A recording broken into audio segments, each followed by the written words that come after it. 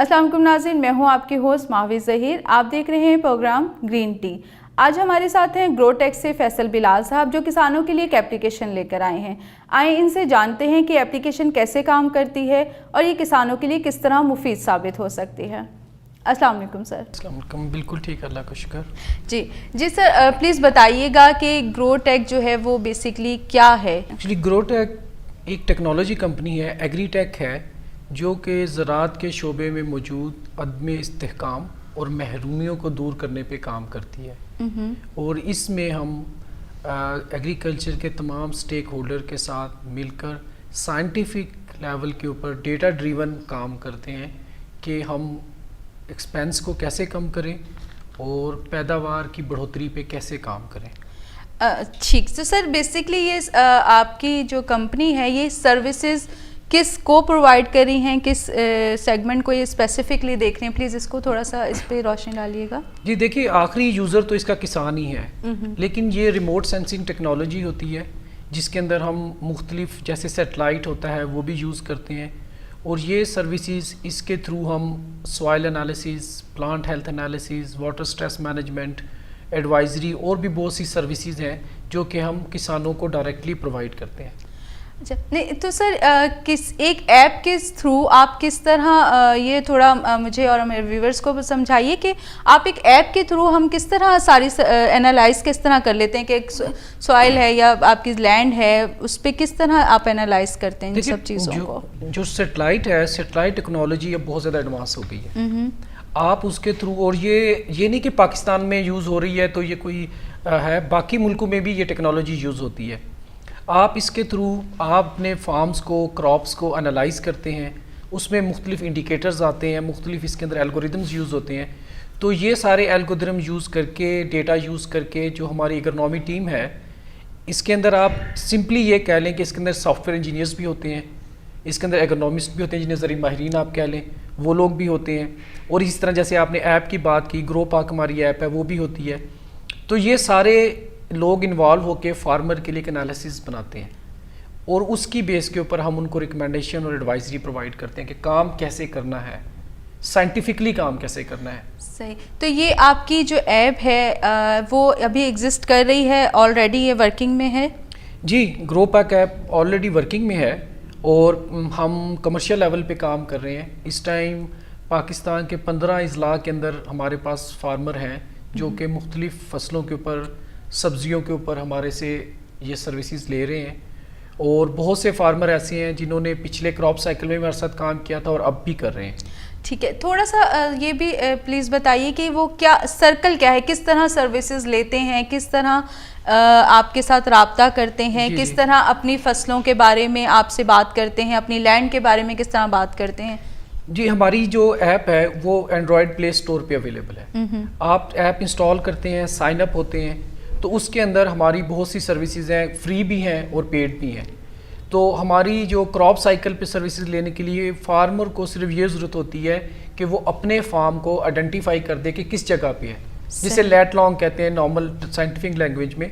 अगर फार्म उस पर निशान लगा देता है कि ये हमारा फार्म है, उसके बाद हम उसको हमारी एग्रोनॉमी टीम उसका पूरा एनालिसिस करती है, सॉइल एनालिसिस करती है और उसकी क्रॉप की एफिशिएंसी देखती है, क्रॉप की needs, soil specific recommendation, crop specific recommendation फिर फार्मर को हम देते हैं। आप आसान लफ्ज़ों में से ये कह सकते हैं कि किस एकड़ में पानी लगाना है, नहीं लगाना, कहाँ स्प्रे करनी है, नहीं करनी, फर्टिलाइज़र कहाँ डालनी है, नहीं डालनी, ये सारी चीज़ें हम किसानों को बताते हैं। और इसमें हम कोशिश ये करते हैं कि ज़मीन एक जैसी नहीं होती। आपका 10 एकड़ का, 20 एकड़ का, 50 एकड़ का प्लॉट है तो एक जैसी नहीं होती। तो आप ये देखें कि फार्म के किस हिस्से में किस चीज़ की ज़रूरत है, ज़मीन की कमज़ोरी के हिसाब से, ज़रखेज़ी के हिसाब से, फसल की सेहत के हिसाब से, पानी की कमी बेशी के हिसाब से, एक सब चीज़ों का ख्याल रखते हुए आप फार्मर को बताते हैं कि अब काम कैसे करना है और किस एकड़ पे करना है। सही। अच्छा, और इसके लिए आपकी टीम सर्वे करती है कि ये सब चीज़ें सिर्फ ऐप के ही थ्रू आपके तक पहुंच जाती हैं? देखिए, फ्रंट एंड के ऊपर किसान तो ऐप को ही देख रहे हैं, लेकिन बैक एंड के ऊपर हम बहुत ज़्यादा डेटा जो हम ले रहे होते हैं मुख्तलिफ सेटेलाइट कंपनी से, वो डेटा हम बैक एंड पे ले रहे होते हैं, जिसके ऊपर हम एनालिसिस रन करते हैं اور اس ڈیٹا کی بیس پہ رپورٹنگ انالیسز ریکمنڈیشن ہم فارمر کو ایپ کے تھرو دے رہے ہوتے ہیں. تو فارمر کو یہ نہیں چاہیے کہ سیٹلائٹ کیا کہہ رہا ہے, فارمر کو یہ چاہیے کہ میں نے اپنے کھیت میں کرنا کیا ہے. صحیح. یعنی کہ اگر ہم وہی بات کہ لے مین لینگویج میں بات کریں تو وہ کہتا ہے کہ میں کیڑے ایکڑ چ پانی لانا کیڑے چ نہیں لانا, مینوں یہ دسو, مینوں یہ نہ دسو کہ لیٹ لانگ سیٹلائٹ کیا کہہ رہا ہے. دیٹس اے ٹیکنیکل ڈیٹا جو کہ اس کے کسی کام کا نہیں ہے. صحیح. تو اسی چیزوں کو ہم دیکھتے ہوئے جب ہم فرٹیلیٹی زونز بناتے ہیں بیسڈ آن کاربن انالیسز اور فصل کے حساب سے, تو آپ بجائے اس کے کہ جو ٹریڈیشنلی آپ ہر ایکڑ میں ہر کھیت میں ایک جیسا پانی لگا رہے ہیں, فرٹیلائزر لگا رہے ہیں, اسپرے لگا رہے ہیں, تو ہم اسے چینج کرتے ہیں. جہاں جتنی ضرورت ہے زمین اور فصل کے حساب سے اتنی چیز اسے دی جائے. تو یہ ایک تو اس سے خرچہ کم ہو جاتا ہے جو سب سے امپورٹنٹ بات ہے. اور دوسری بات یہ ہے کہ آپ زمین کو, جو کہ آپ نے سنا ہوگا زمینیں بنجر ہوتی جا رہی ہیں, تو لینڈ ریکوری کے اندر بھی یہ چیزیں امپورٹنٹ ہوتی ہیں کہ فارمر زمین کو زرخیز واپس کرنا چاہتا ہے کہ مزید بنجر کرنا چاہتا ہے. یہ ساری چیزیں امپورٹنٹ ہوتی ہیں ان چیزوں کے اندر. لیکن فارمر کو جو ہم کہتے ہیں کہ فارمر کا مین فوکس کیا ہے, اس کی پروفیٹیبلٹی انکریز ہونی چاہیے. اس کی پروفیٹیبلٹی انکریز ہوگی, پیداوار انکریز ہوگی, تو خود ہی خوشحالی آنا شروع ہو جائے گی, کیونکہ وہ بلڈنگ بلاک ہے, برک ہے. جب وہ اگر خوشحال ہے تو باقی چیزیں خوشحال ہیں. اچھا سر, دوسرا یہ بتائیں کہ آپ ابھی اس میں کیا پرابلم فیس کر رہے ہیں فارمرز کے ساتھ؟ کچھ ایسا ہے کہ اس ایپ کو یوز کروانے میں کوئی پرابلم فیس آ رہی ہو؟ جیسے میں نے پہلے کہا کہ الٹیمیٹ ایشو ہے کہ لوگوں کو اویئرنیس ہو کہ ٹیکنالوجی ان کو, کسانوں کو ہیلپ کر سکتی ہے.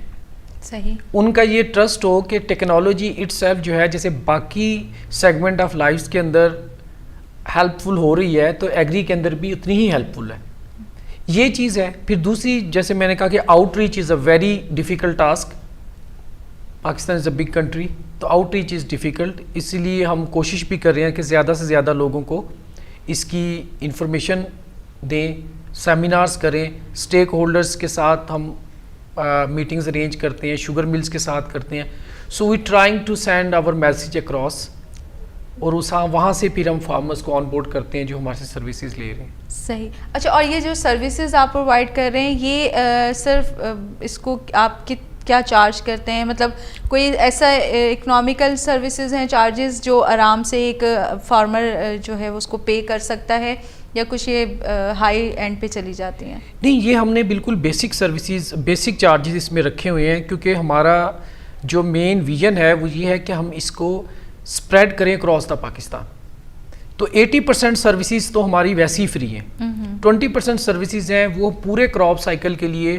اگر ہم ساری سروسز بھی پرووائڈ کریں تو میرے خیال ہے کہ 2000 روپے پر ایکڑ پر کراپ سائیکل ہوتی ہیں. اس میں سستی بھی ہیں, مختلف پیکیجز ہیں.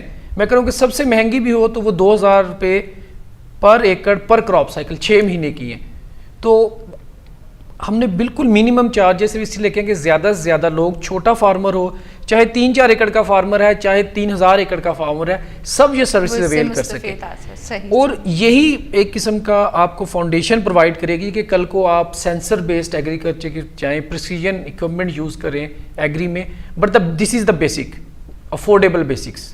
ہم نے پھر پہلے سب سے پہلے جو سب سے امپورٹنٹ چیز ہوتی ہے ٹیکنالوجی کے لیے ٹیسٹ کرنا, اس کا آؤٹ کم کیسی ہے, ریزلٹس کیسے ہیں, فارمر کا فیڈ بیک کیسا ہے اس کے اوپر. تو اب کراپ سائیکل جو بھی ہم کام کرتے ہیں ایگری میں, تو کراپ سائیکل کم از کم 4 سے 6 مہینے لے جاتا ہے.